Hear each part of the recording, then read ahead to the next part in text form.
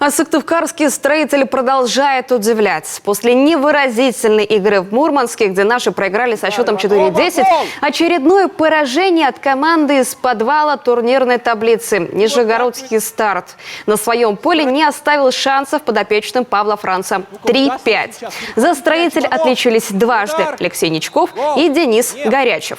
Игра для нас получилась тяжелой, да, мы, наверное, ее поделим все-таки на два тайма. Первый тайм – это где тяжелый лед, вязкий, да, у нас, в принципе, мячик не катился. Ну, в принципе, у соперника тоже не катился. Но для нас он получился более тяжелым. Плюс соперник очень хорошо двигался.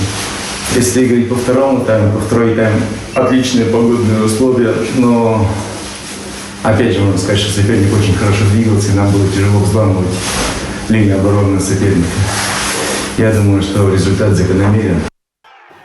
Пятое поражение строителя к ряду осложняет задачу выхода в плей-офф. На пятки сыктывкарцам наступает Ульяновская «Волга». Отрыв всего 2 очка. Ситуация может измениться в очном противостоянии команд.